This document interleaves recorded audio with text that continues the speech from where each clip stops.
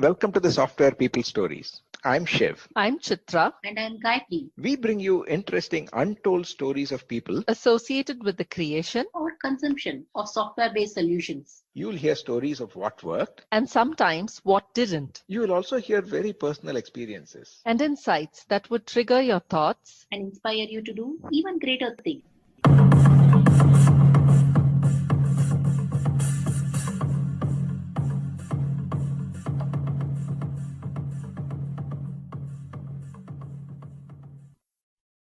Today, we are talking to Krupa Natarajan, who's a product management executive working across Informatica, IBM, Paxata, and Data Robot.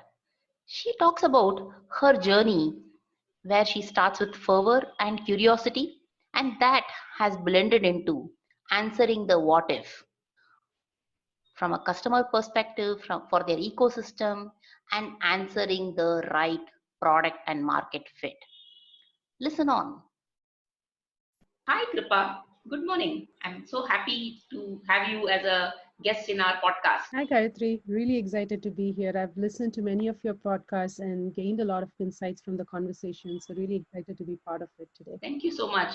And it's also nice to see you staying so late being in Bay Area. Quite frankly, it's a good relief escape for me from my kids. So I'm enjoying this. All right. How was your passion for technology got started? What was your earliest memory? Sure. My earliest memory of a computer was a hand-me-down Windows DOS machine that I think my dad brought home from his company, like his workplace, because they were getting rid of old computers and they didn't have a place to take it to. And he brought it home. This was when I was in my 9th or 10th grade. And I got around to installing a database on it and writing a command line program that will help you enter expense and income. So I was all sat through like 3 weeks of writing that program just to get some insert and update statements into a database, self-teaching, and then a whole list of like commands to do it.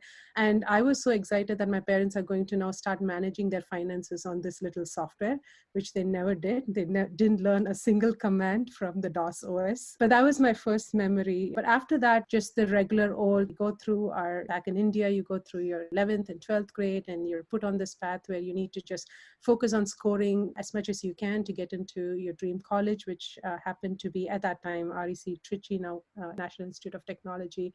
And I did get in. And at that point in time, computers were a fad, right? Like everybody, it was a newer field, relatively speaking. We all had people around us that were in other fields of engineering, but not many people around us that were in computer science. It was novelty, it was new. And with that came the curiosity, right? Something new, so I want to try it. Not really understanding and comprehending what I was getting myself into. It was just a course that we took up and then went through in the college days. I would even say that even going through the entire engineering course, it really didn't dawn on me in terms of what technology field was and where we were headed and so on. But there was a curiosity and there was that fervor to learn. I remember back then, internships were not common. Like not many college students were seeking internships as a system. And even companies were not very systematic about offering internships to students. But we used to go and get internships every semester break. And this is a story that you would relate to because you and I went to IIT Madras because we read about this professor who was world renowned, and we just showed up at his office with that curiosity to want an internship. And we were so adamant, like that childlike, almost like a childish adamance in terms of going and saying, oh, I need an internship. And he used to get very annoyed. He used to say, I don't have enough internships for my own students and you guys are showing up from somewhere else. We didn't give up. We used to show up every day until he got tired and he said, I'm going to give you a pop quiz, and if you do well, you get the internship. And we did, right? So we had that drive, the curiosity and that fervor to learn, but really didn't comprehend what the technology field was back then.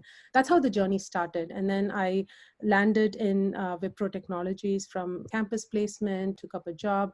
The first 2 years was more like just earning and spending and having fun and all that stuff. And slowly my career really started turning. I landed in the Silicon Valley area in 2001, which was possibly the worst time to land here. This was just a big recession in the 2001 time period, the dot-com burst. There was literally no jobs.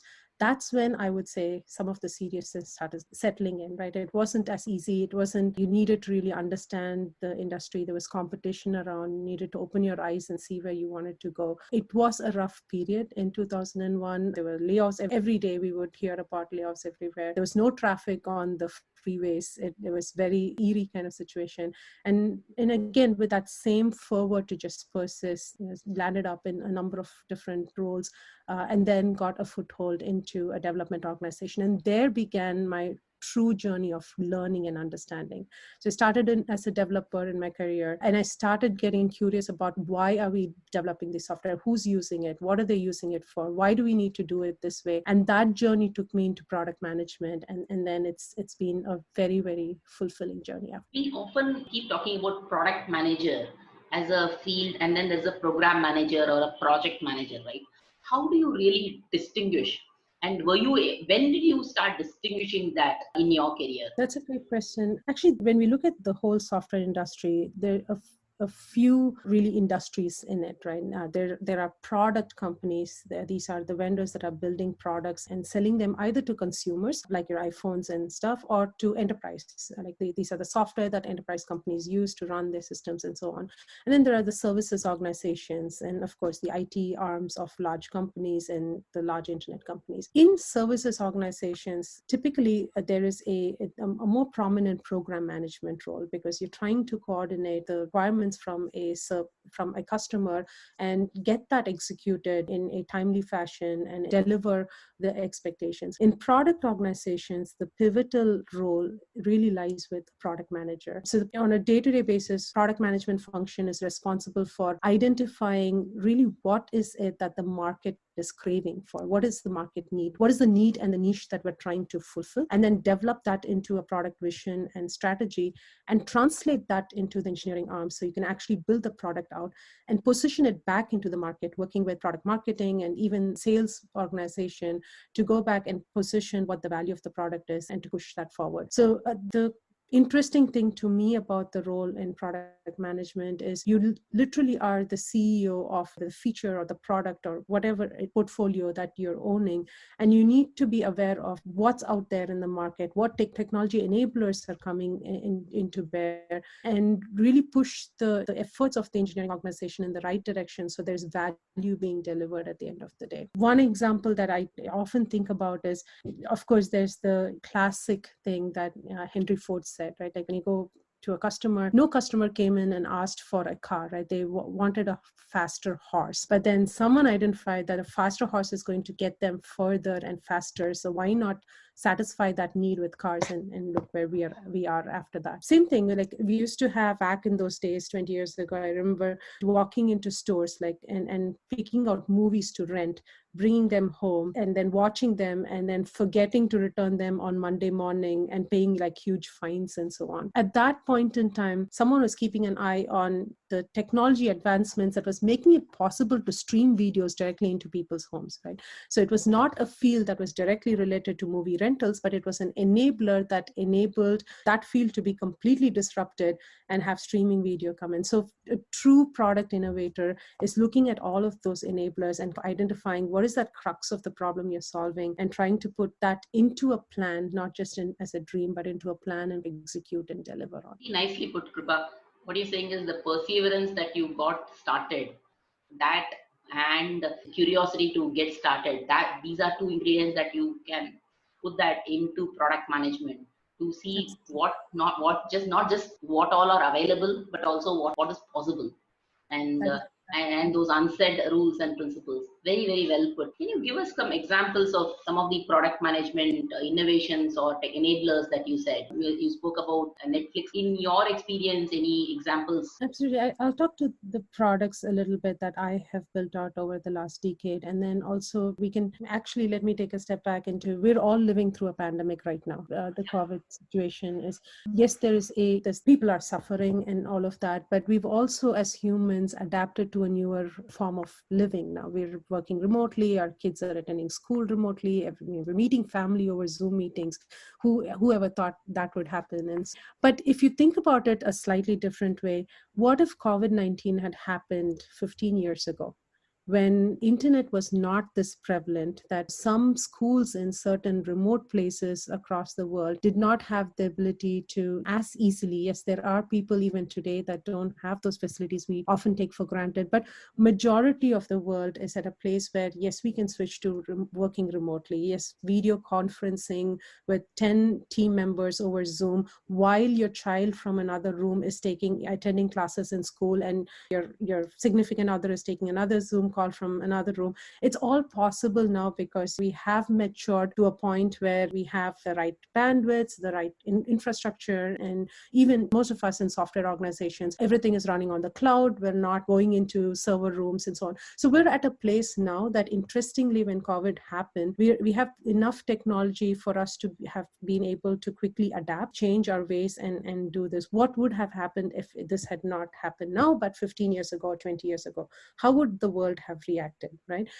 And then move that forward, like what would we envision if this happens 20 years later? Like, would we still rely on these same technologies, or would we envision a much better world, right? Something that is even more easier for us to consume this work relationship, or schools, or even delivery. Like we click a button and grocery gets delivered. We're able to do it today in 2020. That's great because COVID didn't happen in 2000. And so we can do this today. But how much better can it be if this happens? We don't want to deal with another pandemic, but how would technology enable us to be even better if this happened like 15 years from now? Those kinds of questions and those kinds of really fundamentally changing and thinking of what would be the enablers that would help us adapt are kind of the basis from which these products are born, or they're really built out of, right? You envision a consumer, their life, and whether that is a end user, like someone that's wearing a Fitbit, and when are they using it, why are they using it, do they go to sleep with it, is it comfortable enough for them to go to sleep in it, how many people are using, all of that.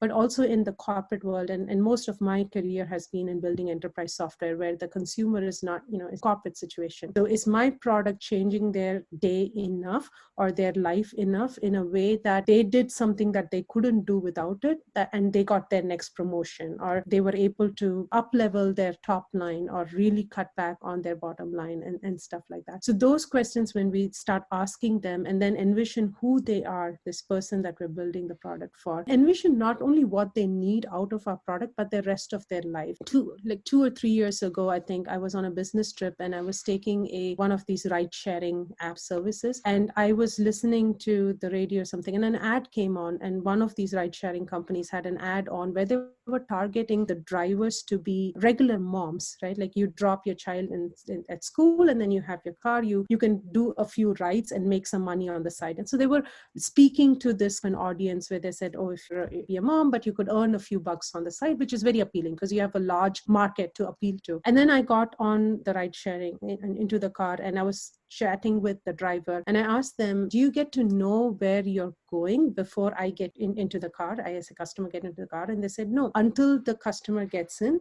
we don't know what the destination is. I accept the ride, and only then I know what the destination of the ride is. And that got me thinking, and they may have changed features then, but it got me thinking, because if the driver doesn't know where they're headed and how long the ride is going to take, and if you are appealing to this audience of moms, they need to be back at a certain time to pick that child back, right? It doesn't add up, like what the thing is promising to do and how the features are.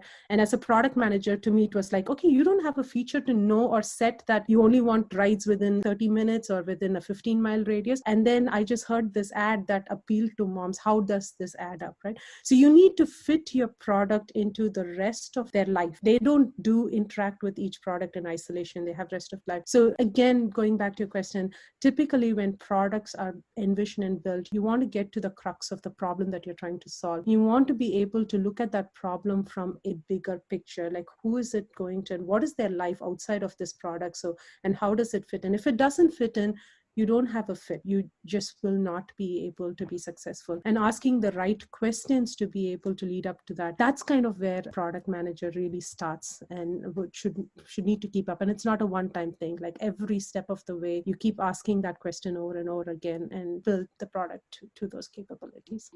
So normally the examples that you're saying, it's very fantastic, right? What happens 20 years later? And further, if I have a B2C, if my business is catering to direct consumers, I may have some idea of what they are doing. The whole thing becomes a lot more harder when my target is an enterprise. And the enterprise also has different types of users, not just from a technology perspective, but also their daily life may be different. Their geographical location may be different. Culture may be different. And of course, the language and all the other complexities, right? That is a lot more complex when in multiple dimensions. So how do you manage that? That's a great question again, Gayatri. So typically when you're looking into selling or building an enterprise software, you actually have a end user, someone that's going to interact with your software. For example, if you were building Excel or Gmail, you have an end user that's interacting with it. You also have evaluators that may or may not be these end users, right? Like you have your IT architects and these people that are evaluating different software, and they're looking for slightly different criteria. They're looking, I've chosen a particular cloud. So does this run on that cloud? Like I have a corporate agreement to run on one of the three big clouds, and does this run on that cloud? And does it scale up?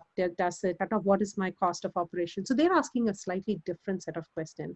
And then it's a joke, but actually it's also true. But as you roll up the chain, at some level, the only question that that person at the high level is asking is this either increasing my revenue or is it cutting cost?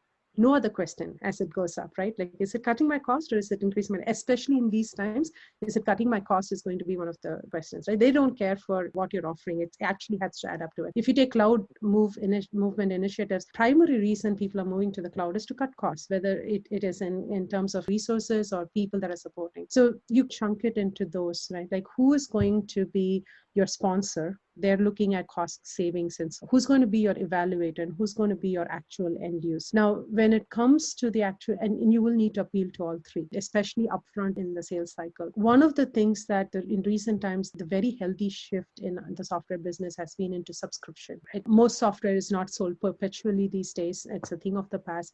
So when you're selling perpetual software, you sell it once.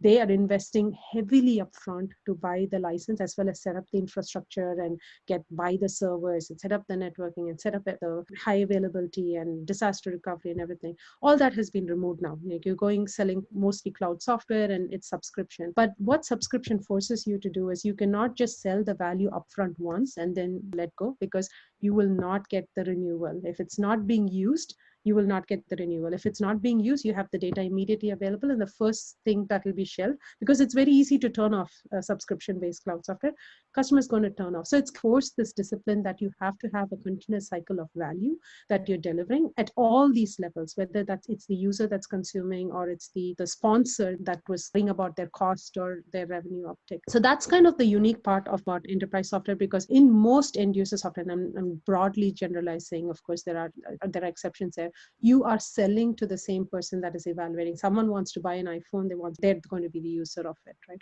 But here you have a chain, you have different agendas, you have different evaluators, and you will need to appeal to all of them. At the end of the day, you also need to understand the ecosystem in which that the enterprise software that you're selling is fitting in, right? The most of my last decade of my career has been in the data and analytics space, and I've had the privilege of leading two products that each have been recognized as visionaries by Gartner and Forrester.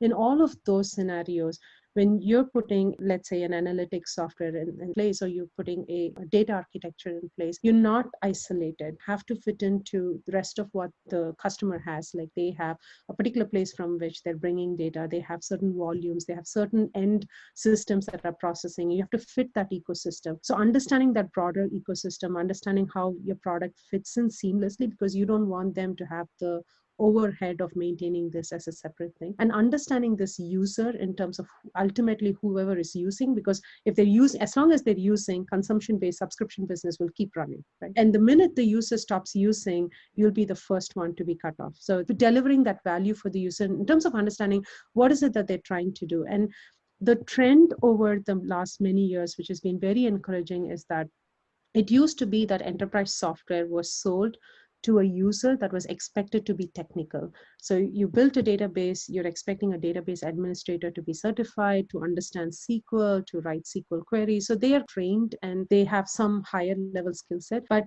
over time, enterprise software has moved more towards the business user. So you want to give the same capability of being able to find some data to a business user who's looking for it without them knowing to SQL statements or write a query or anything like that. So a lot of those intelligence has to be built into the software that you're delivering. So the skill set of the user need not be very technical. They can focus on their business problem.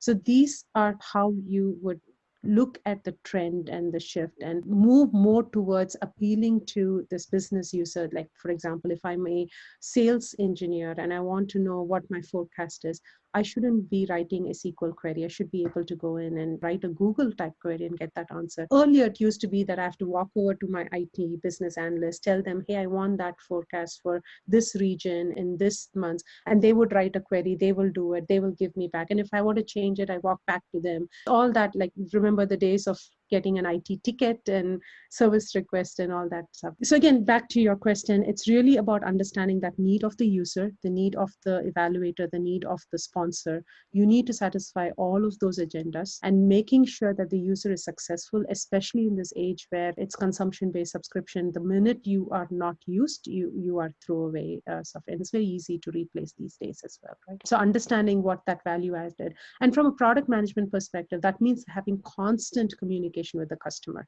So you're not there to just sell and then walk away and then forget and move on. You have to understand and document the use cases where that customer is using. You have to bring your insights in.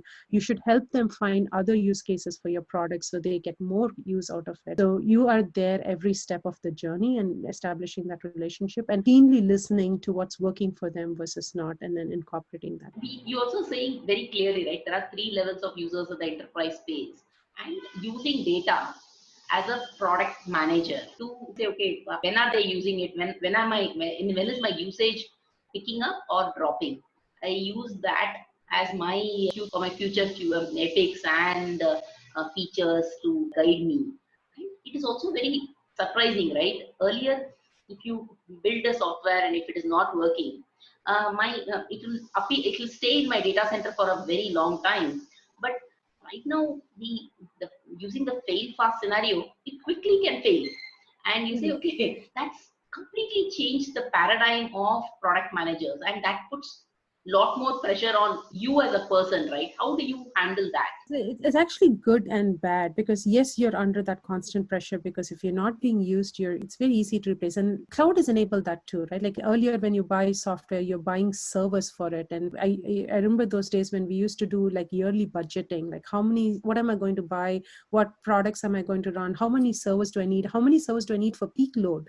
Right? And you used to invest heavily upfront in getting those servers, getting your data center ready. So it was not easy to switch, like you can't swap it out. But now the elasticity in the cloud, you don't need to pay upfront for capacity that you're not using, and you're doing subscription. It's easy to swap things out. And also the overall mentality is, I don't want one monolithic thing doing my end-to-end process. I want to do best of breed of each of the capabilities and then put them together. And it's easy to do that through API integrations and software talking to each other and process automation. And so yes, it is very easy to replace, and it's very easy to see value. You have the data points right there, you have the analytics right there, which actually puts, to your point, you rightly put it, there is a pressure on product, but that's a very healthy pressure, right? It's a very, very healthy pressure to make sure that you are actually building value and delivering value. The flip side of it is, it's also almost like a product manager's dream, right? Like earlier when we used to shift software away, and then we had one version, and then we would have a newer version. We may have fixed some bugs in that, but you literally have to beg your customers to upgrade to the new version because they have their priorities. They don't have time to upgrade your software and migrate things. But now everybody's in the latest, greatest version on the cloud, and you don't need to worry about backward compatibilities in many cases unless you have an API infrastructure. But largely generalizing, you're not worrying about like supporting software versions from 5 years ago, which is liberating, because then your focus is on innovation and features and capabilities rather than maintenance and support and like the whole baggage that comes with it. And also the fact that you have that data in terms of the usage of the customers, it's very eye-opening, because you could quickly see what is not working, eliminate that, focus on whatever is working and improve it. It also gives the product management organization, even product development organization, somewhat of a leeway to be a little bit like less risk averse, right? Like if I'm shipping software and I have to design a UI. Once I've shipped it, and until the customer upgrades to my newer version, if I want to fix something or change some interaction, I literally cannot do it. I'm dependent on the customer. I have to go to 50 different customers, then beg them to upgrade. But now I can do A/B testing very quickly in the cloud, right? And it gives you the ability as a product development organization to be not too risk averse. Like if you want to drastically change your UI, go ahead and put it in there. You will know from the clicks and your customers complaining whether it's working or not. And if it's not working, just revert back, right? Like it gives you a little bit of flexibility as well. So there's a lot of good aspects. You know what's being used. You're in latest, greatest version, less baggage from old software versions. And it actually helps you be a little bit more aggressive about pushing changes and seeing if they work. And if they don't work, okay, just roll everybody back into whatever works. I think it's very liberating in that sense for product development as well. Very nicely put. I always have been thinking from a technology angle. I don't have to do maintenance and stuff, but from a product management, right? It's very liberating. I don't have to think 5 years earlier and how difficult it is to ensure that all your backward compatibility. And more importantly, the experimental. If I experiment, I only change only so much and I get data. I don't have to think big. I think small, experiment and move on. I think that's a fantastic way of looking at our new digital platform. When you have this right, not only the creative freedom from a product manager, it is also the team that is developing. It is a team sport, right? How do you communicate your vision? Sometimes urgency, sometimes the aggressiveness that in your vision. How do you really communicate to the team so that it gets translated to the outcomes? Absolutely. For any product manager, you need a very strong partnership with the engineering team, right? Nothing happens without that partnership. Even though many product managers in the industry come from themselves having been in engineering. And again, that's a double-edged sword. I had to unlearn certain things when I moved into product management. For example, coming from a development background, you think about the solutioning upfront, right? As soon as someone says something, it's like, oh, I can put that in a table and maybe put a query, and you're thinking through solution, which is actually not what you're supposed to do, because then you are actually constraining the innovation, constraining the people may have better ideas and so on. So there's unlearning to do for many product managers like myself who shift from engineering and product development. But there is a very strong partnership to be established, right? The product manager's responsibility is to clearly communicate what the pain point of the customer is and what their challenge is, and to not go to the engineering organization and say, hey, I have a solution, can you implement it? That is, in my opinion, the worst thing that a product manager can do, because if you're not allowing the engineering organization to really understand the crux of the problem and come up with innovative solutions themselves, you're really curbing innovation. You're really shooting the product down at that point in time. So your job as a product manager is to understand the problem more than what is being said by the customer, like really having that comprehension of everything around them, like we talked about earlier. It's not just about, hey, can I drive the car? It's also about what responsibilities do I have outside, what features will help me cater to those responsibilities. Really comprehending that and communicating that as much as possible to the engineering organization. In a given typical day, a product manager will go from like being in a strategy meeting to going to a particular feature design session and just participating. And this is something that it's a really healthy practice for a product manager to participate in the design discussion, and not as a contributor, but as a listener to say, okay, and as those designs are being discussed, asking the right questions. Would that design scale because I'm anticipating like 100,000 users here? Or would that design work with these other systems in the customer's typical ecosystem? They're going to be on certain clouds, so they're going to be a 24/7 shop. So asking those right questions, partnering, and making sure that there's a very viable design. And it's not one time, it's very iterative. As product development happens, like as a sprint goes on, every sprint you're there to see the progress, to like test it out and give feedback. And it's truly a partnership. And on the other side as well, like you need to make sure that product marketing is able to position the differentiated features, because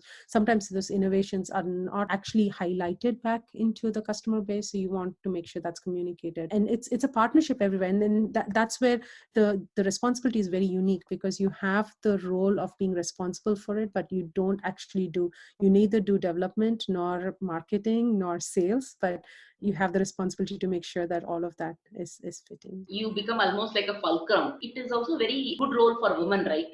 Women actually play a fulcrum at home naturally. It's not something that somebody thrusted on us. That also is like a fulcrum, and you stay in the center of everything. It's very naturally that will fall as a woman leader. I'm very happy to say that you're saying everything, while I'm not responsible for every little detail, but I need to ensure that everything is happening at the same level. I am so glad you brought that up. It's something that, again, many of us are very passionate about, right? Like more women leaders, especially in very technical product management or leadership roles or product strategy roles. Again, we can talk about how strategy is a very over abused word, but really that having that leadership. I would be very, very frank in saying that when I started in product management, there weren't as many even women CEOs, women sales executives, or women product leaders to look up to, right?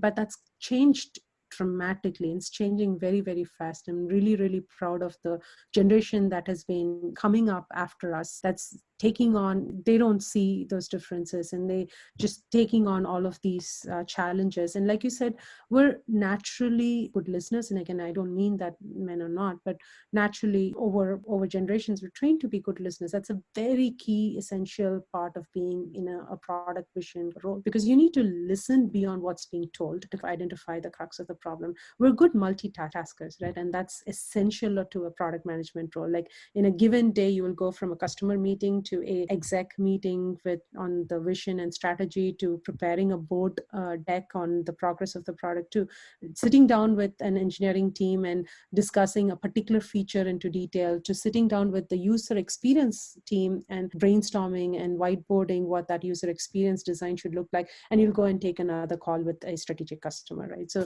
multitasking is absolutely one of the core capabilities of product management. These are things that we've trained ourselves as women to do, and it's very, very handy. And I'm seeing a lot of great product leaders, from women leaders, that are being mentors, they're being inspirations for the generation that's after us. So happy you brought that up, because as an agile coach and evangelist, I also see very few women on the front, right? When there is a team of 14 people, I'll be the only woman. It sometimes takes you have to be that much taller, not in the physical sense, but in everything else sense, to say, okay, are you being heard?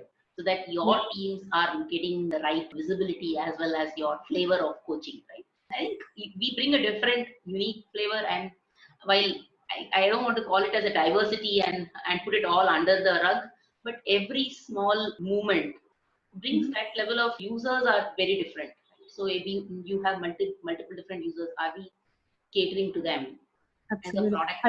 Sorry, Gayatri, I didn't mean to interrupt you, but you brought an amazing point up, right? I remember like this probably was 15 years ago, even more than that. I was in early stage career. I was in engineering.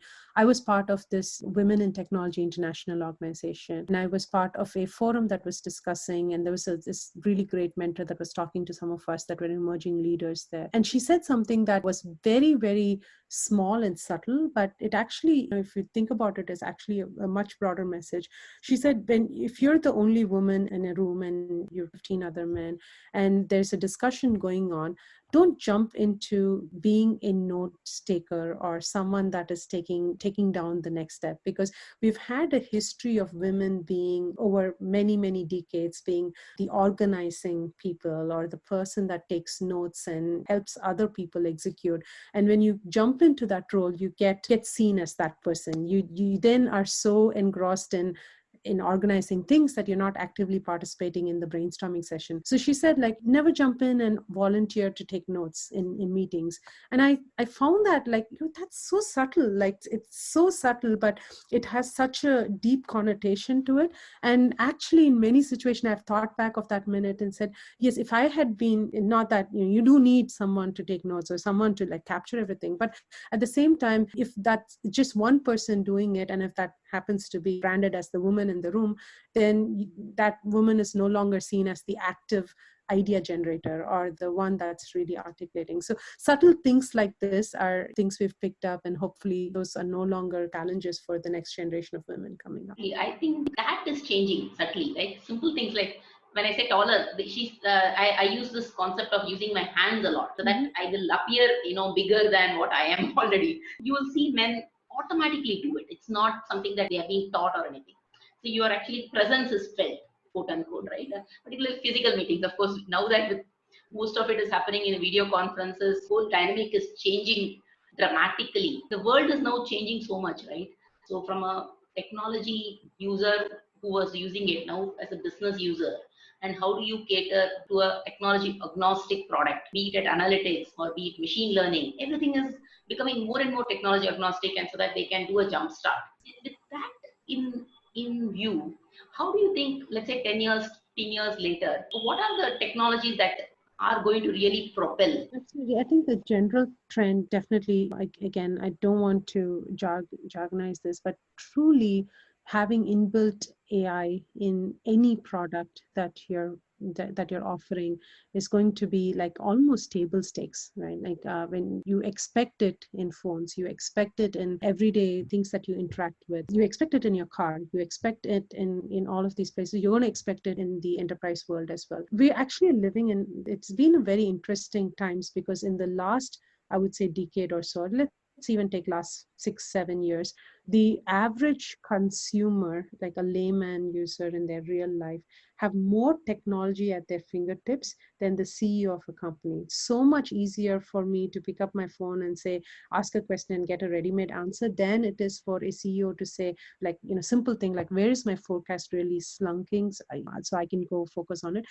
A CEO cannot just pick up something and ask a question and get an answer back, right? You have to go through layers of people that are putting spreadsheets still and things together to do it. So we're in this place where actually the corporate world does not have as much AI aided technology that we've gotten used to in our personal lives, and that gap is going to get bridged very, very heavily. We're talking about robotic process automation, we're talking about AI in everything, and this doesn't have to be even simple machine learning that can help tasks that human would do. Like if someone's looking at a dashboard, they're still making decisions from that dashboard, right? They're looking at a chart and they're saying, oh, if this means that if I'm looking at where COVID is going to spread, the human is still interpreting that and making decisions. Over time, I think those decisions would also get automated. That intelligence would also go into enabling those decisions to being made. It's been happening over the last decade. It's very much been happening, even in terms of the software that I've had the privilege of delivering. There used to be a time where you have to go to someone technical to ask your questions. And right now, a business user can use natural language to ask questions of the data, and they do start getting those answers back. So definitely the trend is going to be more inbuilt intelligence into the software and the technology touch points that the user has. So they have the ability to rely on more insights that are automatically created, and then use their time and efficiency as a human to actually solve larger problems or to focus on the business area and not worry about fumbling with data and technology and stuff like that. Definitely we're headed. Then we're seeing those trends very, very clearly, seeing those trends both on the consumer side as well as on the enterprise. I think that is very insightful, right? Even today, if you look at large programs, while each team by itself, they will know how correctly courses are they going.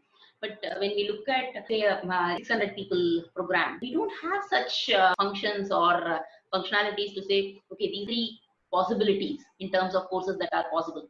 We don't have those right now, which is very, very, very, very true. You only get it with a lot of significant investment and effort. So yes, you can put a team together to build those dashboards out to make, but you don't get it with like the ease with which you would in your phone ask the question and get it back, right? You don't have that fluidity and the ease, and that's something that we will shift towards, and we have to shift towards over. I know we are off time, so I have been enjoying this conversation, from joining as a software engineer to a product engineer to a product manager and a product leader. I am loving this conversation.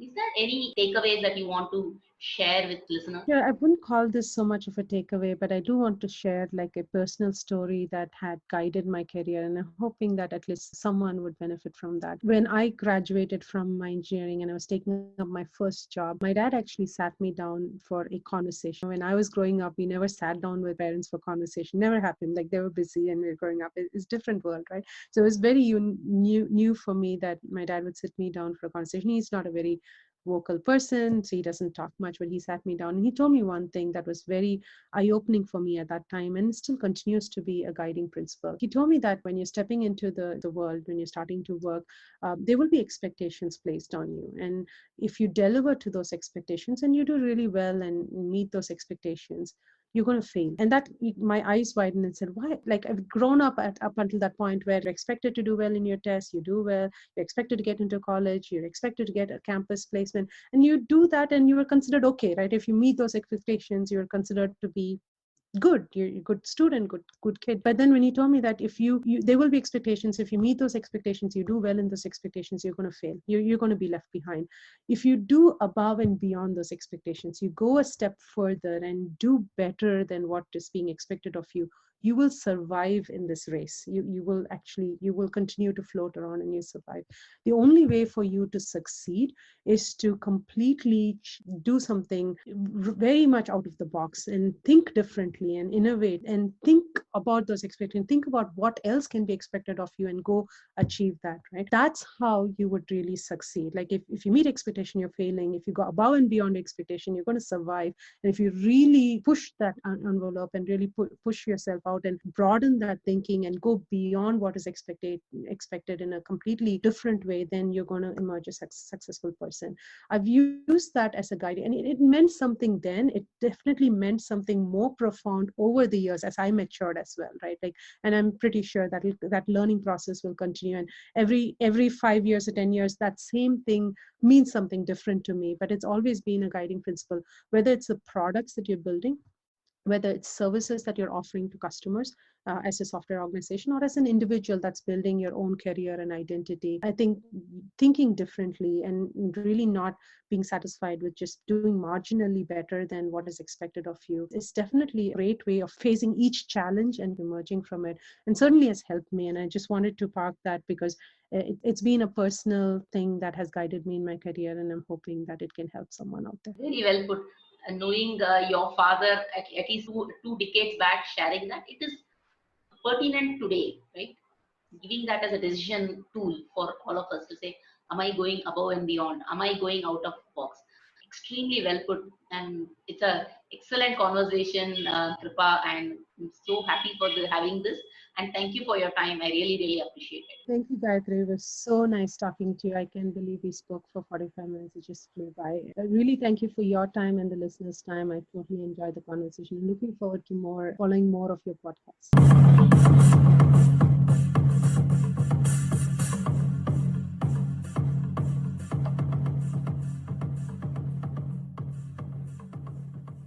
We thank Siddharth for the music and Malavika for promoting the Software People Stories. If you like this episode, Please subscribe on your favorite podcast client. And spread the word in your network. if you'd like to share your story, Contact us at podcasts@pm-powerconsulting.com.